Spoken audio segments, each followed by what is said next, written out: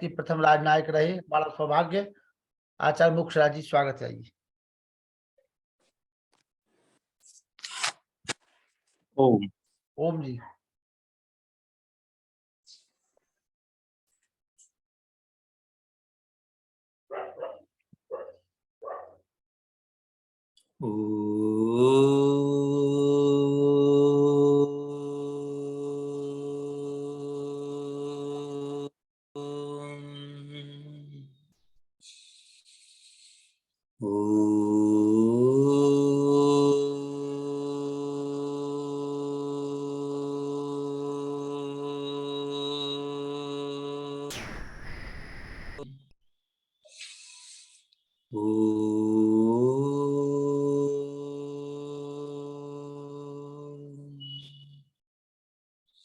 तदैजति तन्नैजति तद्दूरे तदवन्तिके तदन्तरस्य सर्वस्य तदु सर्वस्य बाह्यत।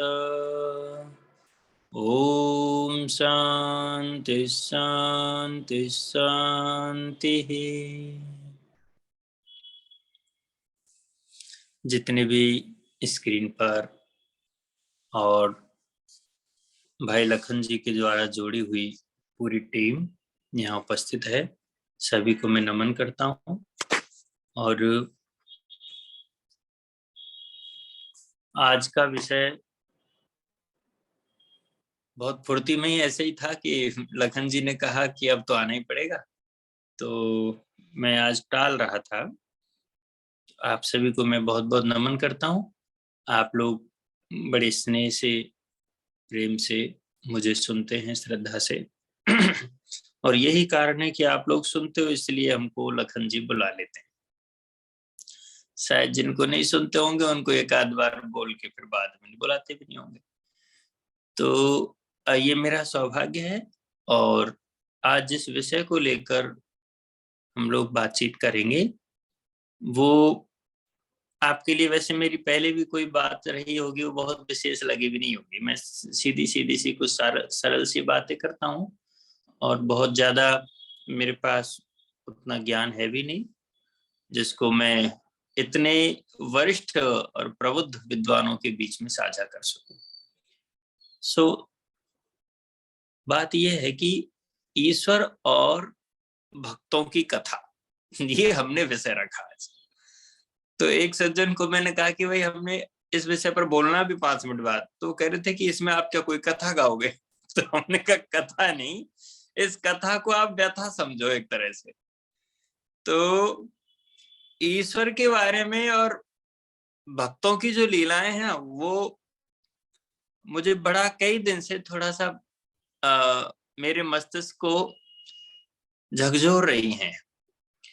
और प्राय मैं वही बोल पाता हूँ जो मुझे मन में कुछ दिन से चलता रहता है। कोई घटना होती है, कोई सामयिक रूप से कहीं झटका लगता है, वही बात हम बोलते हैं। तो जिन दिनों में अमेरिका था, तो एक दिन वर्जीनिया और मैरीलैंड के बीच में मैं जा रहा था। तो रात के अंधेरे में, क्योंकि पेड़ तो बहुत ऊंचे ऊंचे हैं, लेकिन अंधेरे में हम लोग उधर से निकल रहे थे, तो बहुत प्यारा सा एक मंदिर जो बिल्कुल श्वेत उज्जवल धवल चंद्रमा की तरह से चमक रहा था, और उसकी 3-4 मीनारें जैसी थी। तो मैंने अपने ड्राइवर से पूछा कि भाई ये क्या है? तो उन्होंने कहा कि ये मॉर्गन टेम्पल है। तो मॉर्गन टेम्पल, मैंने कहा अरे मॉर्गन कौन होते हैं भाई? तो उन्होंने कहा कि होते तो कुछ कुछ ईसाई जैसे हैं, लेकिन ईसाई नहीं होते हैं। इनकी वाह भाई, ये भी एक नई चीज मिली। और ईसाई नहीं होते, और उनका परसेंटेज अमेरिका में 1-1.5% ही है, पर उनकी चलती बहुत है। तो मुझे उत्सुकता हुई इस बात को लेकर कि भाई ऐसा कौन सा ये नया संप्रदाय हमारे ध्यान में आ रहा है। तो पता किया कि अमेरिका की आर्थिक जो सोर्सेज हैं उसमें बहुत बड़ा भाग उन लोगों का है, और जो पॉलिसीज बनती हैं अमेरिका में उनमें भी मॉर्गन्स लोगों का बड़ा योगदान है।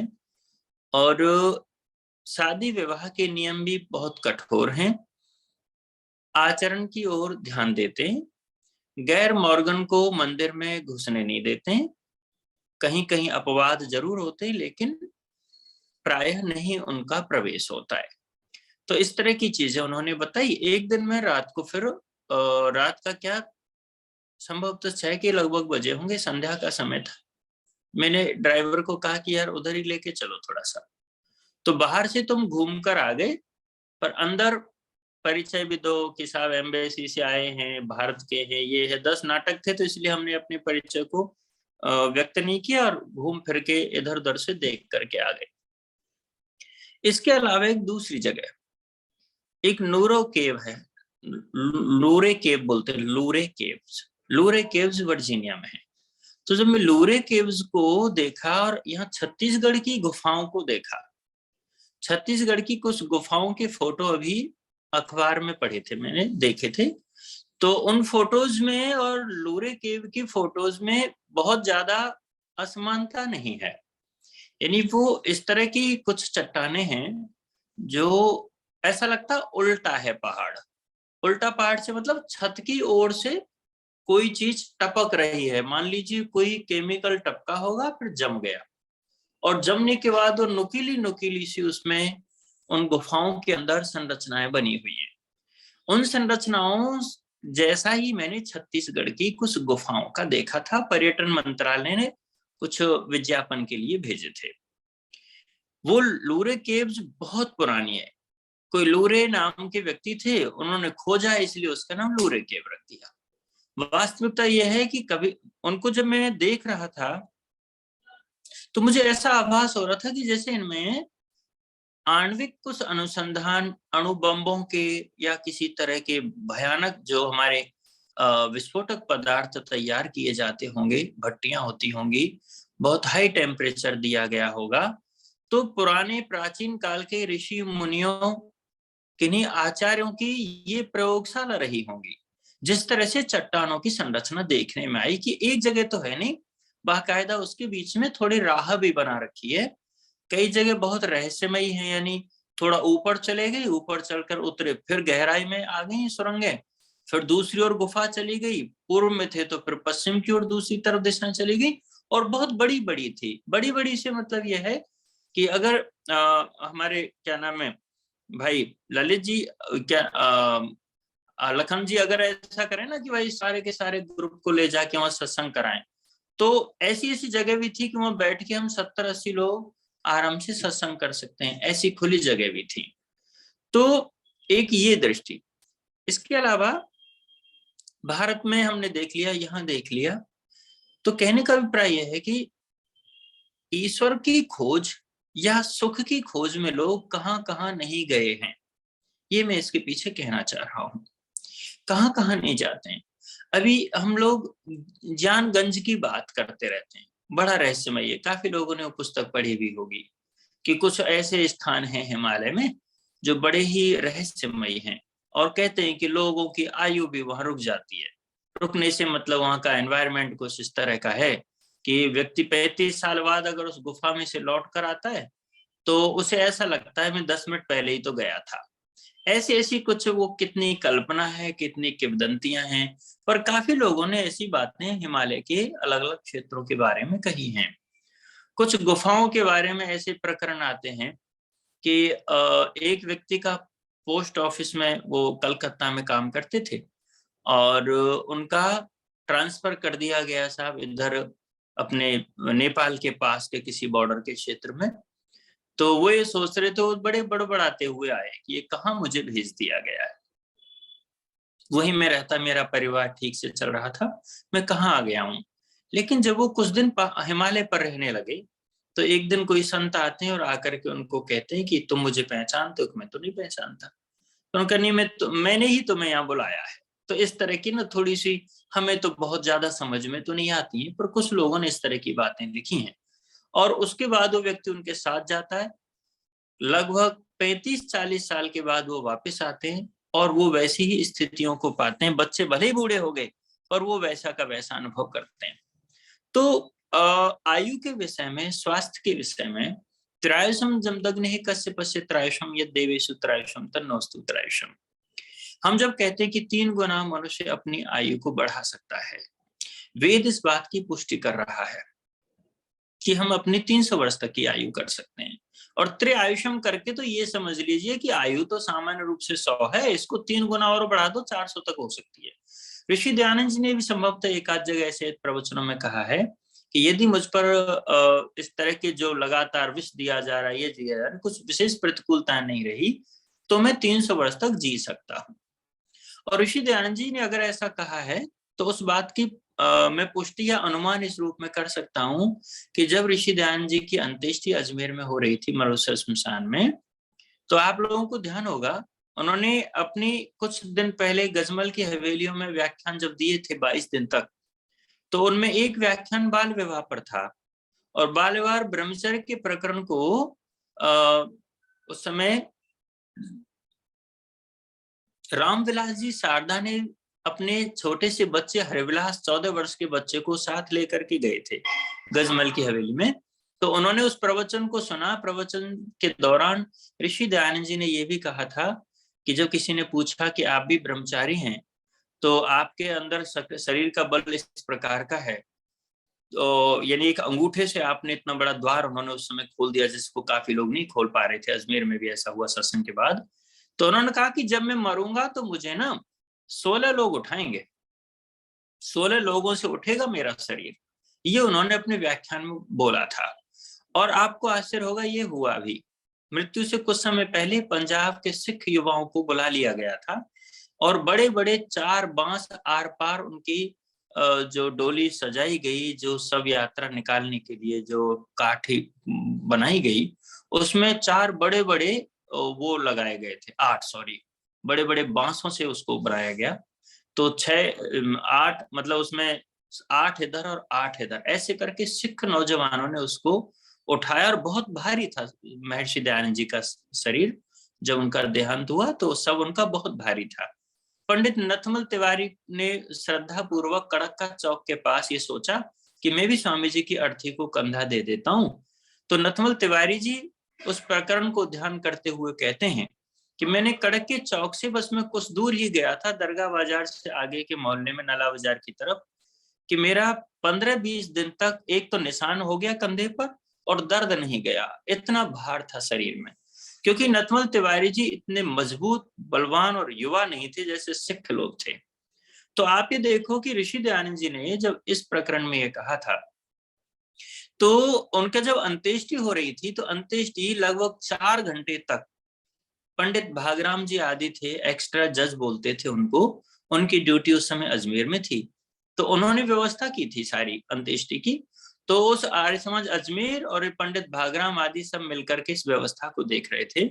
देखा ये गया था कि 4 घंटे तक ऋषि का दाह संस्कार चलता रहा, लेकिन जब लोगों ने देखा अब तो सारा शरीर भस्म हो जाना चाहिए था, लेकिन ऐसा नहीं हुआ।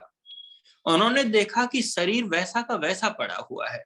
आप लोगों को आश्चर्य और वेदना भी होगी कि ऋषि दयानंद जी के शरीर को बांसों से और इधर उधर पलट पलट करके भस्म किया गया था दाह संस्कार जब किया। यानी ऐसा मजबूत शरीर, ऐसी हड्डियां, ऐसा देह था उनका वज्र के समान कि वो 300 वर्ष तक कुछ नहीं बिगड़ने वाला था उसका। मैं ये कहना चाहता हूं। तो ऋषि दयानंद जी ने अपने शरीर को इतना अतुलनीय, बलशाली और शक्तिमान बना लिया था। ये 400 वर्ष तक की जो कल्पना की जाती है, हम तो बहुत सारे, एक शिवपुरी बाबा थे वाराणसी में, वो 160 साल के होके मरे। एक लोकनाथ जी थे, संत लोकनाथ जी थे कलकत्ता में, उनकी आयु भी बहुत थी। और एक 286 वर्ष के त्रैलंग बाबा थे दक्षिण भारत में, 286 वर्ष के होकर के मरे। देवराहा बाबा के बारे में कहा जाता है, देवहरा बाबा जो वृंदावन में थे, जो पहाड़ उस पर मचान पर ही बैठे रहते थे, पेड़ पर ही, उनके बारे में भी कहते हैं कि वो 400 वर्ष से अधिक की आयु के थे। उन्होंने ऐसे ऐसे दृष्टांत कहाँ किसके उसमें समारोह में सम्मिलित हुए। बहुत अप्रत्याशित चीजें दिखाई देती हैं। 125 साल के स्वामी भीष्म जी घरौंदा गुरुकुल वाले, जो हरियाणा में गुरुकुल है, उसके जो अधिष्ठाता थे, वो 125 साल के थे, आर्य समाज के बड़े सन्यासी।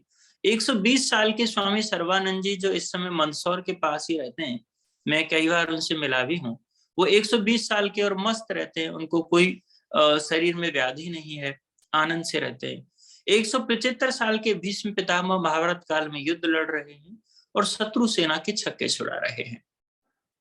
कहने का अभिप्राय यह है कि आयु का ये जो एक सीमा है 300 वर्ष तक अथवा 400 वर्ष तक, इनमें कहीं कहीं अतिशयोक्ति भली रही होगी, लेकिन ये बड़ा एक रहस्य बना हुआ है। हम लोगों ने क्योंकि समय के साथ साथ अपनी मूल परंपराओं को, आयुर्वेद के सिद्धांतों को, खान पान को और अपने स्वभाव को भी बिगाड़ लिया है, इसलिए हम लोग हो सकता है वैसी कल्पना ना कर पाए, लेकिन यह सच है कि हमारे यहाँ जीने वाले लोग 200 वर्ष 300 वर्ष तक वाले लोग रहे हैं। तो अब दृष्टि ये आती है कि व्यक्ति कहाँ कहाँ नहीं जाता है, चाहे हिमालय की कंदराएं हो और चाहे वो नूरे केव हो वर्जीनिया की, और चाहे विश्व के अलग अलग भूभाग हो, साइबेरिया का क्षेत्र हो, अंटार्कटिका जैसा क्षेत्र जहां हमारे गार्गिल मैत्री जैसे साइंस के बहुत बड़े रिसर्च सेंटर भारत सरकार की ओर से बना रखे हैं, ऐसे क्षेत्रों में भी बड़ी आश्चर्यचकित कर देने वाली घटनाएं घटती हैं। बहुत जगह ऐसे ऐसे बर्फ के नीचे दबे हुई चीजें मिलती हैं जिनसे हमारे साइंटिस्ट लोग भी अचंभित रह जाते हैं। कहने का अभिप्राय यह है, इस मानव मस्तिष्क ने ईश्वर की खोज में क्या क्या नहीं किया, इस सुख की खोज में वो कहाँ कहाँ नहीं गया। उसने बहुत इसमें अनुसंधान किया है। वेद मंत्र में, सामवेद में और ऋग्वेद में जो ये मंत्र बार बार ये आया है, दोनों बार, उपहुवरे गिरिनाम संगमेश नदीनाम धिया विप्रो जायत, कि इन नदी के तटों पर, इन सुंदर सी उपत्यकाओं के पास, इन पर्वत और पहाड़ के इन तलहटियों में जहां बड़ी बड़ी चट्टानें हैं, उनके पास रह करके आप ध्यान योग करो, साधना करो, तब आप तेजस्वी होंगे और आप बड़े जिसको कह सकते हैं ईश्वर की भक्ति और ब्रह्म वर्चस्व को प्राप्त कर सकेंगे। महात्मा भर्तृहरि जी इसी तरह की शुभ कल्पना किया करते थे। गंगा तीरे हिमगिर शिलाबद्ध पद्मासनस्य ब्रह्म ध्यान व्यसन विधिना योग निद्राम गतस्य कंडू यंते जरठ हरिणा स्वांग मंगे मदीये किम तैर्भाव्यम मम सुदिवसे यत्र ते निर्विशंकर। तो महात्मा भर्तृहरि जी भी कहते थे कि मैं ऐसे ऐसे स्थानों पर जाऊं। अब आप ये देखिए कि कुछ लोग तो बहुत ही प्यासे होते हैं भगवान की भक्ति के लिए, भगवान को पाने के लिए, उनकी इच्छा बड़ी प्रबल होती है, वो क्या क्या कष्ट नहीं उठाते हैं। ऋषि दयानंद जी के स्वयं के जीवन को आप देख लीजिए। अलकनंदा पहुंच गए, बस ये देख करके कि शिव जी की जटाओं से अगर पानी आ रहा है सिर से, तो गंगा जी के किनारे किनारे चलते चलो ऊपर, और जहां पर इसका मूल होगा वो शिव जी का सिर होगा, शिव जी की जटाएं होंगी, भोले बाबा से मिलना हो जाएगा। एक सीधी सादी सी बात थी, सही उन्होंने गूगल मैप पकड़ा था कि ऐसे ऐसे जाओ और शिव जी से मिल लो। लेकिन आखिर क्या हुआ, बहुत माइनस टेम्परेचर था, परेशान हुए, बर्फ के नुकीले नुकीले बर्फ के टुकड़ों से छत विच्छत शरीर हो गया। बड़े दिव्य पुरुषों ने, पहाड़ी लोगों ने उनको बचाया, पता नहीं प्रभु की कृपा से वो कहाँ से आए। तो ये सारी स्थितियां रही। कितना कष्ट पाता है एक सच्चा ईश्वर का जो भक्त होता है, भगवान को पाना चाहता है, वो बहुत दुख उठाता है। सांख्यकार महर्षि कपिल तो कह ही देते हैं ना, अत्यंत पुरुषार्थ सब। तो वहां पर जो त्रिविध दुख हैं, इनकी निवृत्ति और अत्यंत पुरुषार्थ बोल दिया गया। तो अत्यंत पुरुषार्थ जब बोला गया है, इसका मतलब है ये इतना हल्के से मिलने वाली चीज है नहीं। अच्छा, एक और भी बात है कि हल्के से क्यों मिलनी चाहिए। जिस चीज का परिणाम हल्का ना हो, जिससे बहुत कुछ मिलने वाला हो, उसका पुरुषार्थ हल्का क्यों होना चाहिए।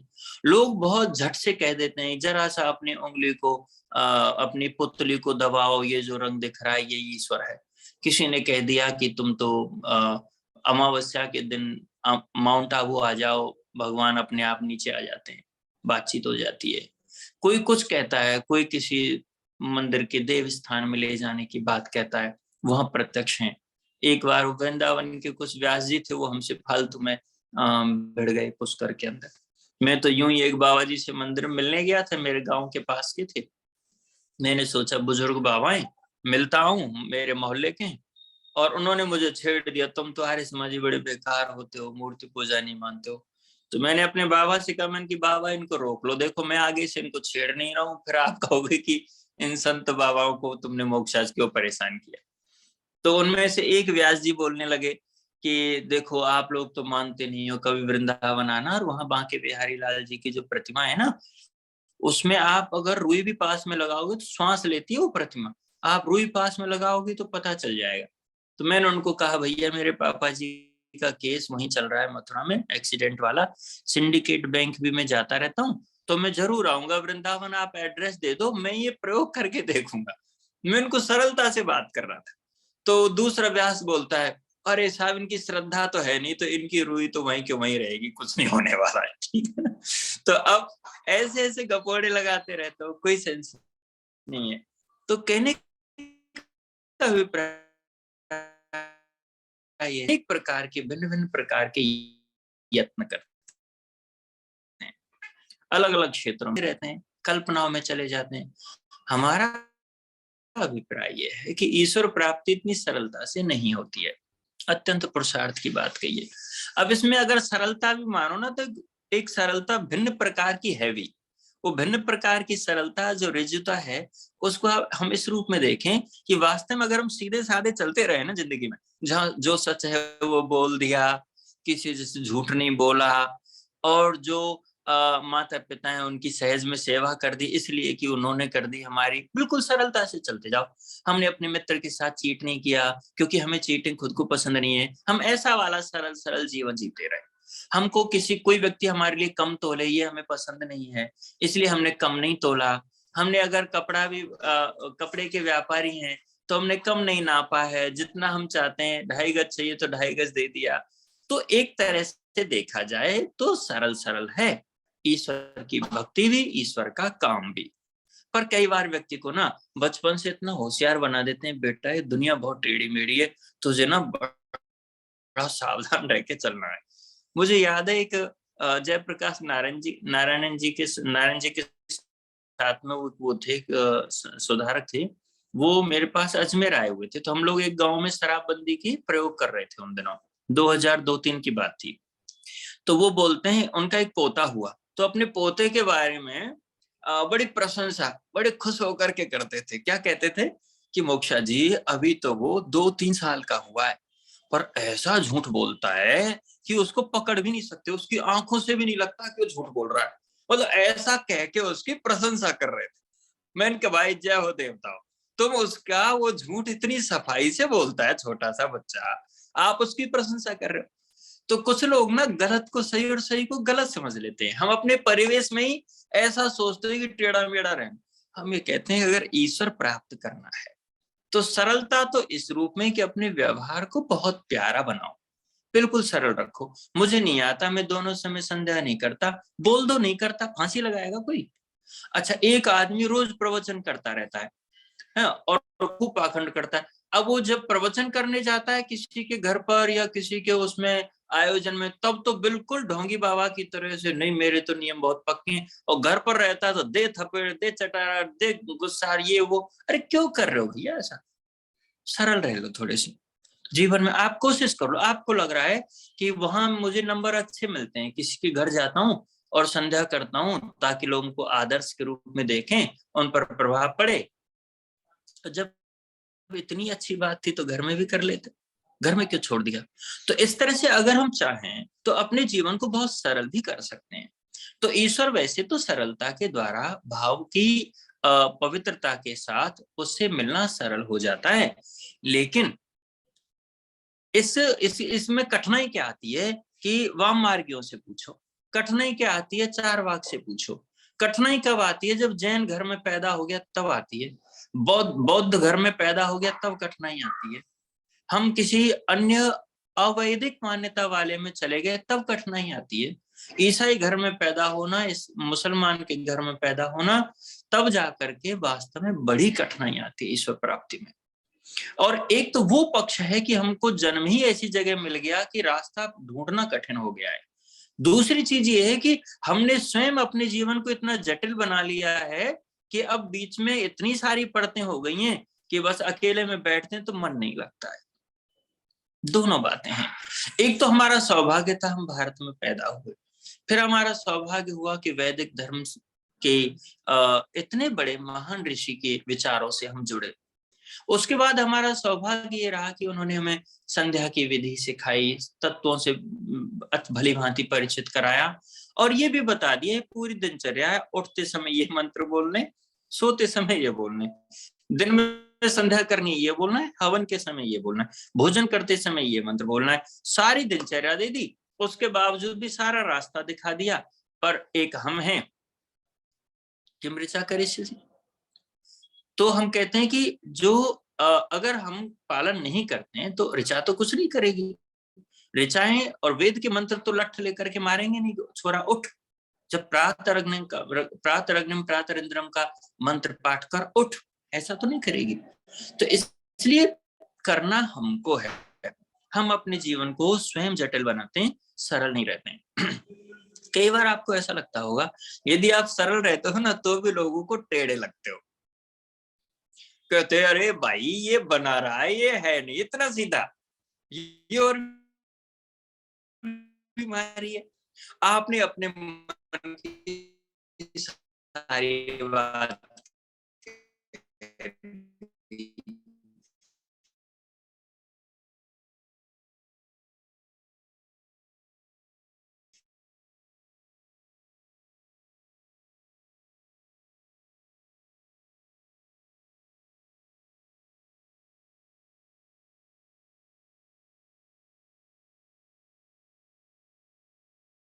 ये दुनिया बदल जानी है, जितने देख रहे हैं सुन रहे हैं, मत करें, मैं भी जाना हूं, मुझे भी जाना है और आप सबको भी जाना है। तो जब ये जो अस्थिर वाला संसार है, ये जो बिल्कुल क्षण भंगुर वाला संसार है, क्षण तो ना सही, कम से कम 300-400 वर्ष की बात कर रहे हैं तो इतना ही मान लो। तो ये वाला जो संसार है, इस संसार ये कब तक साथ चलने वाला है? तो क्यों करते हो? मान लीजिए मुझे अभी एक न्यूज छपी, लखन जी को मैं बहुत बार कह देता हूँ कि न्यूज में बना के भेजता हूँ ताकि कोई सिद्धांत की त्रुटि ना हो जाए, कोई गलत वाक्य ना छप जाए। राजनयिक के नाते थोड़ा पहले हम सावधान रहते थे, अब थोड़ा ज्यादा रहने लगे। कल भी ऐसा हुआ, तो एक व्यक्ति कहता अरे भाई तुम तो बहुत अखबारों में छपते रहते हो। तो हमने कहा भैया तुम्हें पेट दर्द क्यों हो रहा है? जब अखबार में बलात्कार की घटनाएं छप सकती हैं, आतंकवाद की छप सकती हैं, जब उसके अंदर बहुत सारी प्रॉपर्टी की बातें छप सकती हैं, कॉलेज और यूनिवर्सिटियों के उटपटांग चीजें छप सकती हैं, तो भैया अगर वेद की बातें ना छपें, ऋषि की बातें ना छपें, आर्यों की बातें ना छपें, तो आपने तो अपने आप ही सरेंडर हो गए आप। यानी आप हजारों लाखों लोगों में अपनी बात को पहुंचाते क्यों नहीं हो? और अगर आपने ये बात पहुंचाई, नहीं यार आपको तो बड़ा शौक है भाई अखबार में आने का, ठीक है मान लो भाई, तुम्हारे मानने से हाँ मैं मानता हूँ। एक समय था जब अखबार में नाम भी आता था तो मैं उस अखबार को नहीं पढ़ता था। उस समय की मानसिकता ये हो रखी थी, गुरुजी उपनिषद पढ़ाते थे, दर्शन पढ़ाते थे, स्वभाव ऐसा बन गया था। लेकिन आज लगता है कि हमें दुनिया के साथ साथ हमारे आर्य समाज के लोगों ने ही पत्रकारिता को सबसे पहले इसके लिए बलिदान दिए हैं। इसको हिंदी भाषा में चलाया, इसको उर्दू में भी चलाया, इसको अलग अलग क्षेत्र में अलग अलग भाषाओं में भी चलाया। हम लोग तो सबसे पहले, आपने बहुत बार ऋषि दयानंद जी के जीवन में पढ़ा कि स्वामी जी बनारस गए, काशी गए, और काशी में पहले से इश्तेहार लगा दिए गए कि स्वामी दयानंद जी आ रहे हैं। आप सोचो कि आज से इतने साल पहले स्वामी दयानंद जी के भक्त लोग ऋषि का प्रचार जोर शोर से करते थे, और वो इसलिए करते थे कि ज्यादा से ज्यादा लोगों तक सही सिद्धांत पहुंचे। तो वैसा ही हम सभी आर्य लोगों को अपने सिद्धांत, अपने विचार अखबारों के माध्यम से, टीवी के माध्यम से, सोशल मीडिया के माध्यम से, ऐसा नहीं है इसी में खो जाओ और असल दिनचर्या को ही भूल जाओ, लेकिन हमें यत्न करना चाहिए। हर आर्य समाज में कुशल सोशल मीडिया वाले लोगों का होना जरूरी है। लोग लेखनी उठाएं, लिखना भूल ना जाएं। लोग पत्र पत्रिकाओं में आलेख दें, शोध पत्र लिखें, और दैनिक पत्रों में तो अपनी पहचान अच्छे से बनाएं। हो सके तो प्रत्येक आर्य समाज के जितने प्रतिनिधियां बैठे हैं वो अपने किसी न किसी कार्यकर्ता को लोकल अखबारों में नियुक्ति के लिए प्रेरित करें, जर्नलिज्म का कोर्स कराएं, वो कोई व्यक्ति अगर नौकरी भी करता है, बिजनेस भी करता है, इसके उपरांत वो पत्रकार भी हो सकता है। इसलिए अपना कैडर तैयार करना है, अपनी टीम बनानी है। तो आने वाले दिनों में ध्यान रख के, अगर आपके शहर में मान लो लखनपुर में, झांसी में 3 अखबार चलते हैं, तो तीनों अखबारों के लायक 2-2, 4-4 युवकों को उसमें लगा दो। वो शुरू में फोटोग्राफी करेंगे, थोड़ा बहुत लिखेंगे, 5-7 हजार रुपए लाएंगे, दूसरा बिजनेस और कर लेंगे, उनकी बीट पर बैठेंगे। ये आने वाले दिनों में बहुत काम आएंगे हमारे। मैं बहुत बार ऐसा यहाँ कहता रहा हूँ कि हर फील्ड में अपने लोग रखिए। एडवोकेट के रूप में आर्य समाजियों को रखिए। यदि एडवोकेट आर्य समाजी नहीं है कोई नया, तो जो एडवोकेट है उनमें भले लोगों को छांटिए, उन्हें सत्संगों में बुलाइए, उन्हें जोड़िए अपने आप से। पुलिस विभाग में अगर बड़े अधिकारी हैं, उनको आप अच्छे लोगों को छांटिए, उन पर अपना विचार का प्रभाव डालिए। प्रशासनिक अधिकारियों पर अपना प्रभाव डालिए। पत्रकारिता में अपने लोगों को जरूर अंदर करिए, इसको प्लानिंग के साथ कीजिए। इन चीजों को इसमें कतई आप बहुत ही मतलब कॉमर्शियल हो जाइए, बहुत आप इसको मैनेज करने की कोशिश करें। इससे क्या होगा, आने वाले दिनों में आप देखेंगे आपके इर्द गिर्द ऋषि दयानंद का नाम लेने वाले लोग होंगे, आपके प्रचार को समझने वाले लोग होंगे, आपकी ताकत बढ़ेगी। तो जब हम ये बातें करते हैं कि ईसाईयत क्यों बढ़ रही है और चीजें क्यों बढ़ रही हैं, ब्रह्म कुमारी वालों का एक का मैंने देखा, भले आदमी उससे संपादक से मिल गए, एक पेज में उनका डेली प्रवचन आने लग गया। मुझे बड़ा आश्चर्य हुआ कि ये संपादक भी कितने आंख के अंधे गांठ के पूरे बेवकूफ लोग हैं, बिना सिद्धांत को जाने कुछ भी है, क्योंकि उनको भी लगता है ब्रांडिंग हो रही है। जब ऐसे हल्के फुल्के लोग साठगांठ कर सकते हैं, मेल मिलाप कर सकते हैं, अब इन पत्रकारों को प्रभावित कर सकते हैं, तो हमारी तो ये 150 साल पुरानी विधा है आर्य समाज की। आर्य समाज ने सदैव पत्रकारिता को अग्रणी रखा है, हम उसमें पिछड़े नहीं, मुझे जो लगता है। तो बात ये चल रही थी कि ईश्वर के बारे में भटकाव बहुत है, ईश्वर के विषय में लोग बहुत परेशान है, और उसका 2 तरीके हैं, या तो अत्यंत पुरुषार्थ वाली स्थिति अपनाओ और जीवन को सरल भी रखो। सरल से अभिप्राय ये, ईश्वर ने भी कभी नहीं कहा कि तुम अपने शत्रुओं को ना पहचानो, मूर्ख बन लुट जाओ, ना ऐसा ऋषि दयानंद कहते हैं, ना परमात्मा के हमारे लिए इस तरह के उपदेश हैं कि भगवान के भरोसे बैठ जाओ, ठग चारों तरफ घूम रहे हैं और मार कूट के चले जाएं, ऐसा भी कुछ नहीं कहा है।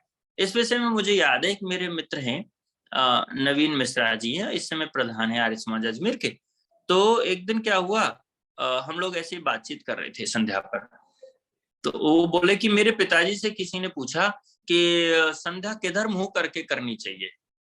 मुझे नहीं मालूम ये मुझे लगता है कि किसी उपदेशक का भी होगा, पर उनके पिताजी से मुझे याद है ये।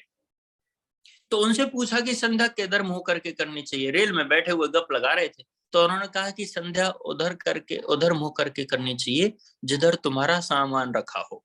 ठीक है ना। तो अब कहने के लिए, यानी आपका जिधर सामान रखा है तो सामने वाला चौकन्ना रहेगा, चोर उचक्का जो भी होगा, आप ट्रेन में हो कहीं भी हो, तो बोलते हैं संध्या उधर मुंह करके करनी चाहिए। मेरा कहने का मतलब यह है कि लोग अपने अपने ढंग से अपने इन चीजों को समझने का यत्न करते हैं। हम लोग ईसाई अपने ढंग से करते रहो, सारे करते रहो, कोई परेशानी नहीं है। लेकिन मैं कह रहा था कि मॉर्गन टेम्पल वालों का इतना ज्यादा पैसा है मैरीलैंड में, वर्जीनिया में, पूरे यूएस के अंदर, ऐसा कुछ लोग तो ऐसे होते हैं कि उनके आगे पीछे होता है नहीं। जैसे स्मिथसोनियन एक ग्रुप है, वहां स्मिथसोनियन ग्रुप क्या करता है, जितने जू है, जितने भी जू नहीं, जिसको कहते हैं म्यूजियम, सॉरी, तो म्यूजियम्स का जो सिस्टम पूरा है अमेरिका के अंदर जाल बिछा है, इतने प्यारे उन्होंने म्यूजियम बना रखे हैं कि हमें सीखना चाहिए भारत के लोगों को, म्यूजियम जो चलाते हैं उनको। तो वो बहुत सिस्टमेटिक रखते हैं, बहुत अच्छे से उनकी डॉक्यूमेंट्री बनाते हैं, वीडियो बनाते हैं, सुरक्षित बहुत अच्छे से रखते हैं, बिल्कुल जिसको कह सकते हैं कि जीवंतता दिखती है उनके मॉडल्स में जो लगे होते हैं म्यूजियम में। तो स्मिथसोनियन वालों के बारे में मैंने पूछा, क्योंकि मेरी एक स्टूडेंट थी, हिंदी की छात्रा, जॉर्जटाउन यूनिवर्सिटी में।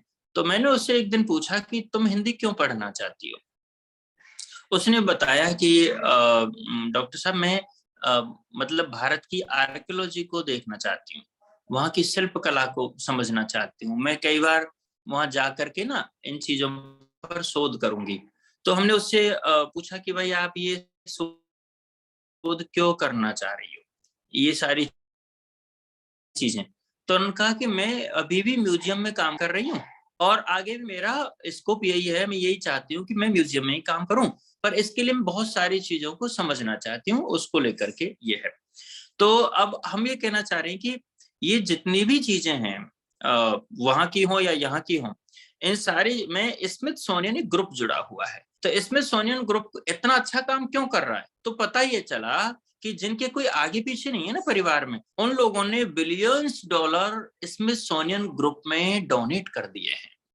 यानी एक व्यक्ति कोई है और उसका कुछ भी नहीं है, पैसा बहुत है, उसके बाद क्या है, और बहुत बार तो आपने देखा है 16 साल के बाद तो बच्चों को ही कह देते हैं कि तुम अपना कमाओ और अपना खर्चा चलाओ।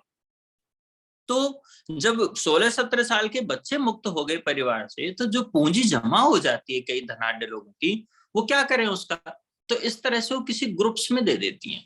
तो ये तो मैंने इसमें सोनियन का उदाहरण दिया। इसके अलावा कुछ लोग ऐसे हैं जो ईसाई चर्चों को दे देते हैं। कैथोलिक है तो कैथोलिकों को दे देंगे, प्रोटेस्टेंट है तो उनको दे देंगे, उनको बहुत सारा पैसा दे देते हैं और उस धन के आधार पर वो गरीब देश हों और चाहे विकासशील देश हों हमारे जैसे, उनमें अरबों रुपए वो लुटा देते हैं लोगों को लोभ लालच में किसी भी प्रकार से। तो इस तरह से दुनिया में धर्म के नाम पर, ईश्वर के नाम पर बहुत कुछ हो रहा है। तो ये जो ईश्वर के नाम पर इतनी सारी चीजें हो रही हैं, इनको करने से तो ईश्वर मिलना नहीं है। अब हम ये कहते हैं भैया ऐसा करने से ईश्वर नहीं मिलेगा। आप जैन घर में पैदा होगे तब भी नहीं मिलने वाला ईश्वर, बौद्ध में होगे तब भी ईश्वर नहीं मिलेगा, ईसाई हो तब भी नहीं मिलेगा, मुसलमान हो तब भी नहीं मिलेगा। यानी ठेका तो हम वैदिक धर्मियों ने ले रखा है और हम लोग हो गए निकम्मे। ये बात पक्की है कि हमारे पास सही ईश्वर के बारे में व्याख्या है और उस व्याख्या के आधार पर हम परमात्मा की प्राप्ति कर सकते हैं। तो अब क्या हो रहा है कि ये जो स्थिति है कि हम लोग कर सकते हैं ईश्वर की प्राप्ति, क्योंकि जैसे जैन हुआ तो स्यादवाद का सिद्धांत है, स्याद अस्ति स्याद नास्ति स्याद अस्ति व नास्ति। भाई कमाल की बात है, यानी शायद है शायद नहीं है, शायद है भी या नहीं भी है। अब कोई बात हुई, हमारा ऋषि सीधा कहता है अथा तो ब्रह्म जिज्ञासा।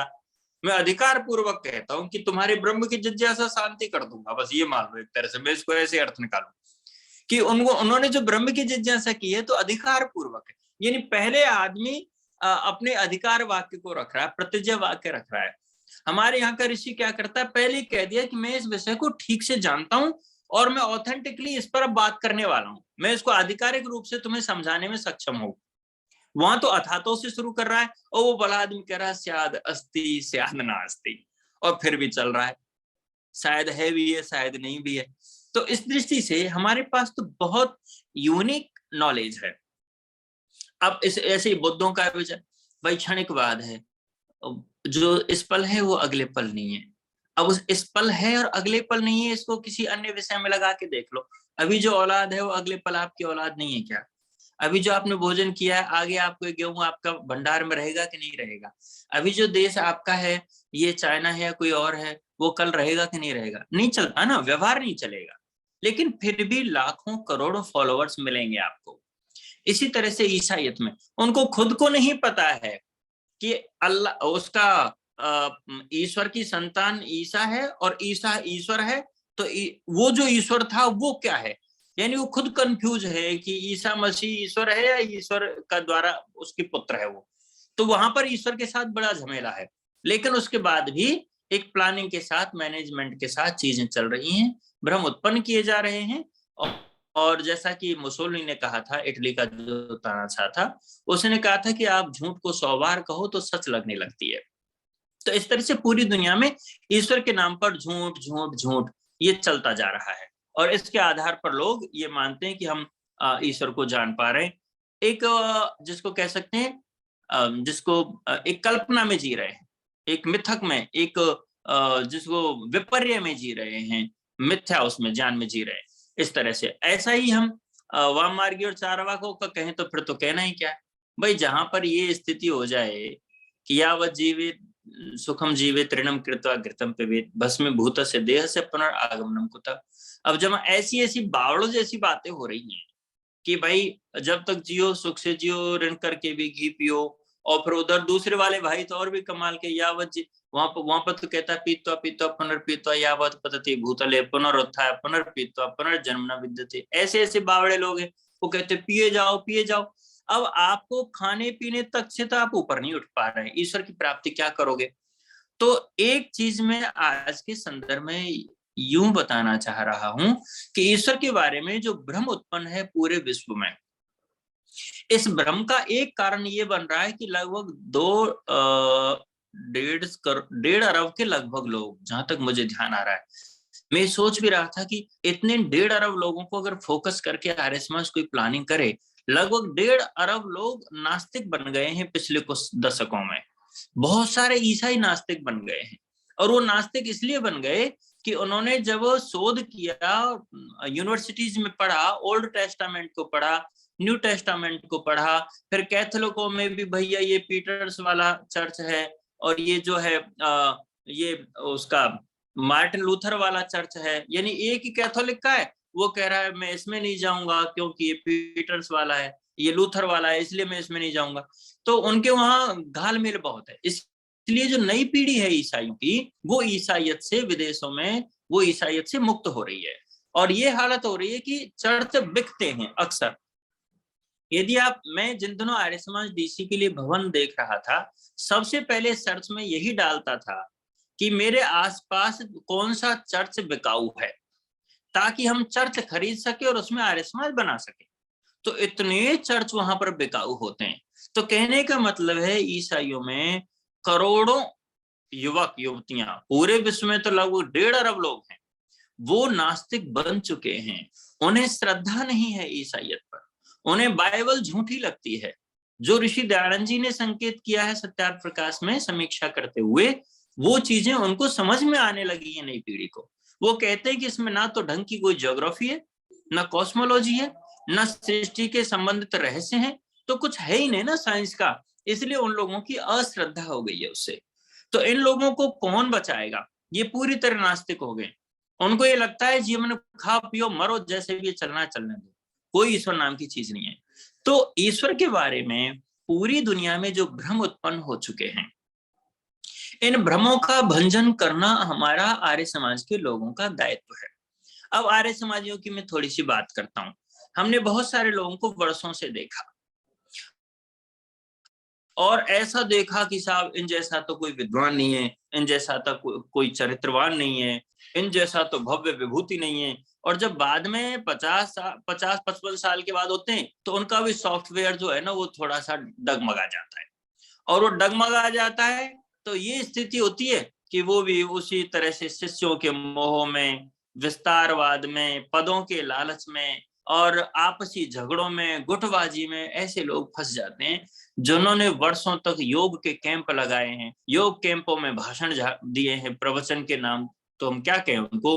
तो उन लोगों का भी ये हाल हो जाता है। तब थोड़ा सा डर लगता है कि आर्य समाज में जो जिम्मेदार लोग हैं, जो ईश्वर की सही व्याख्या करना जानते हैं, जो सही ईश्वर के सही मार्ग पर स्वयं चलकर दूसरों का पथ प्रशस्त कर सकते थे, वो लोग भी आखिर कौन सी दुनियादारी में चले गए कि हम लोग कह रहे हैं कि हम आज हैं कल नहीं रहेंगे, हमें कोई जानने वाला नहीं है।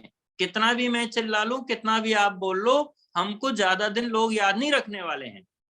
याद रखने के लिए बहुत सारे चरित्र हैं ऑलरेडी, और अगर रह भी जाएंगे तो कोई सदियों तक नहीं रहने वाले। हमारा नाम मिट जाएगा कुछ साल बाद ही। फिर हम अधर्म क्यों कर रहे हैं? हम अपने जीवन में क्यों अन्याय, अत्याचार और पाप कर रहे हैं? हो सकता है कि हम 100 लोग सुनते और बोलते और प्रवचन करते हैं, इसके उपरांत भी हम में से हो सकता है एक कोई रत्न निकले जिसको 200-300 साल तक भाई कोई पढ़ लेगा बेचारा। वैसे ही अभी कोई पढ़ता नहीं है। यूट्यूब और ये 10 तरह की चीजें इतनी हो गई हैं। तो हमें इतना सरलता के साथ जीवन को चलाना चाहिए कि भगवान हमको देख रहा है, सुन रहा है, समझ रहा है इस समय मैं क्या बोल रहा हूँ, मुझमें क्या चल रहा है। इस बात पर मैं सेल्फ एवोल्यूशन करूं, सेल्फ ऑब्जर्वेशन करूं, खुद को देखूं। तो ऐसा करूंगा तो शायद मेरा जीवन सफल हो जाएगा। और नहीं तो ये दुनियादारी में लोग धंधा करते रहते हैं, चंदा इकट्ठा करते रहते हैं, और ये चंदा जीवी लोग अपना भी जीवन बर्बाद करते हैं, दूसरों पर असर भी नहीं डाल पाते हैं। बहुत सच्ची बात है। तो आप ये देखो कि जो ईश्वर के बारे में और लोग तो भटक ही रहे थे, हमारे लोग भी कम नहीं भटक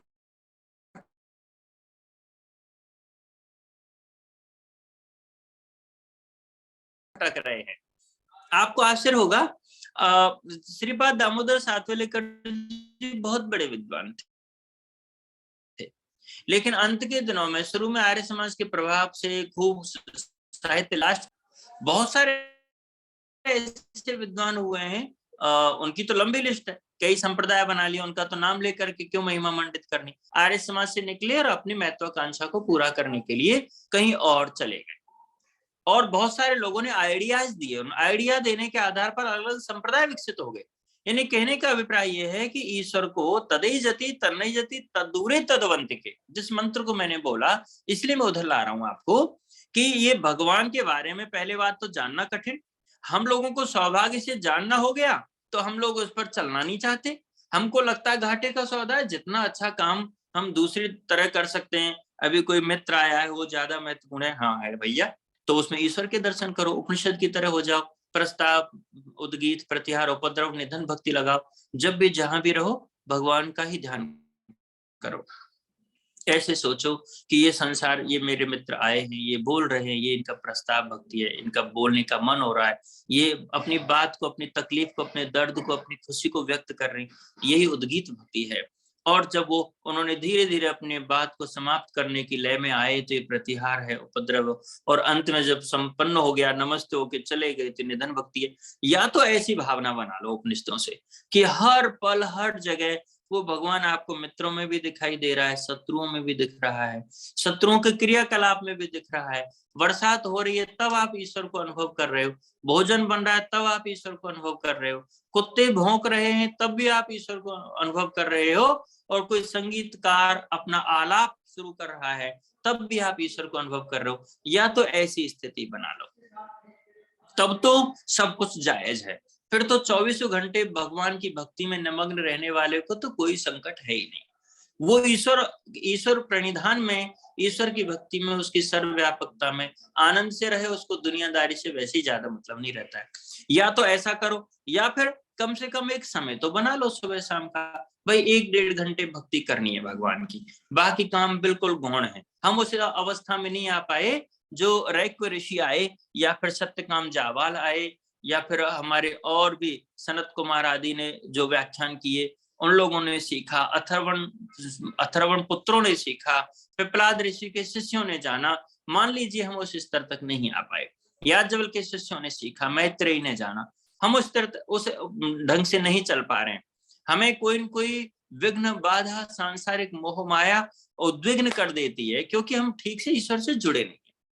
अगर ऐसे नहीं जुड़ते हो तो सुबह शाम ही जुड़ लो, अगर सुबह शाम नहीं जुड़ते हैं तो स्वाध्याय करने की आदत डाल दो। जिस समय हम अच्छा स्वाध्याय करेंगे, अपने आप ही भगवान में डोर जुड़ती चली जाएगी, क्योंकि जब ऋषि का वेदभास या मंत्रों के अर्थ पढ़ोगे तो आखिर कुछ तो अंतर्मुखी होकर के पढ़ोगे उसको, और जब अंतर्मुखी होंगे तो अंतर्मुखी होने का सीधा सा मतलब है भगवान से कुछ तो कनेक्ट होंगे ही। तो जो लोग वेद के मार्ग पर हैं वो लोग भी ईश्वर को नहीं मानते, या यो कहो मानते भी हैं तो चलना घाटे का सौदा समझते हैं। उनको लगता है दुकानदारी ज्यादा फायदे की है, नौकरी ज्यादा फायदे की है, बच्चों को पालना ज्यादा फायदे का है, और ये सारे के सारे ना धड़ाम धड़ूम जो संगठनों में हो रही हैं ये ज्यादा फायदे की हैं। तो वो लोग कर लें भैया, घाटा कर रहे हो। लेकिन यानी हमें उस चीज को बहुत बड़ी प्राथमिकता देनी होगी जो ईश्वर का विषय है। तो भक्तों की जो कथा है वो भी आप समझ रहे हो क्या क्या नहीं कर रहे हैं भक्त। भक्तों का हाल इतना खराब है कि बस कई गुरु बेचारे जेल में चले गए, लेकिन भक्तों की सक्रियता कम नहीं हो रही है। और ऐसे ऐसे कुतर्क गढ़ते कि कृष्ण जी भी तो गए थे जेल में। अरे भले आदमियों, कृष्ण जी कौन से जेल में पैदा हुए थे? भले आदमियों, कृष्ण जी के लिए कौन सी जेल? जिस आदमी के पैदा होते ही जेल टूट जाए उस आदमी को कहो कि वो भी जेल में थे। अरे पड़े थोड़ी रहे, उन्होंने तो जेल से पार निकाल दिया, और कृष्ण नाना जी को भी बाहर ले आए, माँ बाप को भी बाहर ले आए। तो इसलिए कृष्ण जी का नाम लेकर कोई बेचारा है रामपाल, कोई झांसा राम, कोई और बाबा, अरे भैया मत तुलना करो, कुछ नहीं है। तो कहने का अभिप्राय ये है कि भक्ति के नाम पर उनके शिष्य क्या करते हैं, पूरी तरह मजबूती के साथ आज भी जुटे हुए हैं। तो ये लोगों को ना तो ईश्वर मिलता है, और बहुतों को मैंने देखा, नए नए कई नौजवान गुरुकुल में कुछ साल पढ़े, बड़ा त्याग दिखा, और ये साहब एमटेक छोड़ दिया, बीटेक छोड़ दिया, पढ़ने आ गए, 2-4 साल पढ़े, पढ़ने के बाद काग पढ़ाए पिंजड़ा, पढ़ गए चारों वेद, जब सुध आई कुटुंब की रहे ढेर के ढेर। ये वाला डायलॉग मुझे याद आया कई लोगों को देखकर। मीन की कर क्या रहे? अरे भैया, आपको यदि रोजगार ही करना है, आपको धंधा ही करना है, तो धर्म में धंधा मत करो। धर्म में धंधा करने का मतलब है आप अपने जीवन में अंधे हो चुके हो, और अंधे होने का मतलब अब आपको राह नहीं दिखेगी, और यदि राह नहीं दिखेगी तो आपने अपना मनुष्य जीवन तो व्यर्थ ही कर लिया। तो मनुष्य जीवन को अगर आपको खराब करना है तो धर्म क्षेत्र में आके भी व्यापार ढूंढिए, और धर्म के क्षेत्र में आकर आपको वास्तव में अपनी आंतरिक साधना को ऊपर उठाना है, ईश्वर की भक्ति का आनंद लेना है, जीवन के सच्चे उद्देश्य को पूरा करना है। तब आपको ईश्वर की भी सही खोज करनी होगी, जिसके लिए कहा गया है वो विद्वानों के लिए, ज्ञानवानों के लिए, योगियों के लिए अत्यंत निकट है, उनके हृदय में सदैव अनुभव होता है। और मूर्खों के लिए तो कई जन्म दूर है, क्योंकि उन लोगों ने उसके बारे में ना जाना है ना अनुभव किया है। तो हम ऐसे उस ईश्वर के प्रति विनीत भाव से उनके प्रति अपनी प्रार्थना व्यक्त करते हैं, जो हमारे अंदर बाहर सब ओर हैं, और सब जगह उन्हीं का प्रकाश है। आप लोगों में भी उसका प्रकाश निश्चित रूप से अनुभव होता रहता होगा। आप सभी साधना करते हैं, मैं भी चाहता हूं कि मुझ में भी आपके समझ और सद्गुण आए, मैं भी ईश्वर भक्ति में परिपूर्ण हूं। ओम समीतरम धन। बहुत ही उत्तम व्याख्यान, और हमेशा की तरह जो आपका व्याख्यान होता है वो खुद पे घटित और तत्तात्मक होता है। जो आपके जीवन में जो चीजें घटती है, बहुत अच्छा लगता है जब आप स्वयं आत्मिक आत्मा से जो बोले हुए शब्द होते हैं वो आपके द्वारा निकले जाते हैं। डॉक्टर व्यासचंद्र शास्त्री जी, आइए 5 मिनट के लिए। ओम शन्नो मित्रः शं वरुणः शन्नो भवत्पर्यमा शन्न इंद्रो बृहस्पतिः शन्नो विष्णुरुक्रमः। ओम शांति शांति शांति। आर्यों के महाकुंभ के सम्मानीय संचालक वर्य, मित्रवर्य, शिक्षक राजरत्न लखनलाल जी आर्य, हमारे आज के मुख्य वक्ता और पूर्व के कई व्याख्यानों के कर्ता आदरणीय डॉक्टर मोक्षराज आचार्य जी, और इस कार्यक्रम से जुड़े हुए सभी सुधी श्रोतागण, विद्वद्गण, मातृशक्ति एवं देवियों। आज का विषय बड़ा अनोखा है, क्योंकि व्यक्ति को व्यावहारिकता से भी जोड़ता है और आध्यात्मिकता से भी जोड़ता है। आज का व्यवहार इतना ईश्वर से हटके भी हो गया है कि लोग ईश्वर से हटके भी भक्ति की चर्चा करते हैं, और जो ईश्वर में हैं वो अपने को भक्त ही मानते हैं। इस स्थिति में आज का विषय सोचने को मजबूर कर दिया है कि हम आखिर हैं किधर। क्या हम ईश्वर भक्त हैं? क्या हम ईश्वर भक्ति के नाम पर क्या कर पा रहे हैं? और यदि कर रहे हैं तो हमें क्या फल मिल रहा है? इन सारी चीजों पर आज विवेचना का विषय बन गया है। इसलिए आवश्यकता है कि महर्षि स्वामी दयानंद सरस्वती के सिद्धांतों और विचारों को और उनके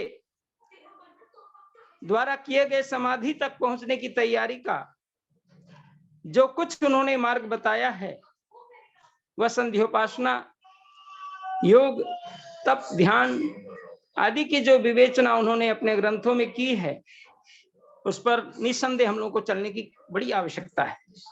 आज जो भक्तों की व्यथा है और भक्तों की कथा है, दोनों इस प्रकार से बिगड़ी हुई स्थिति में है कि पौराणिक जहां भक्त बन करके ईश्वर के नाना रूपों की चर्चा कर रहे हैं और हम मूक दर्शक बन करके बैठे हुए हैं, आर्यों को किस प्रकार आगे आने की आवश्यकता है। जहां जो है वो उनके बीच जाएं।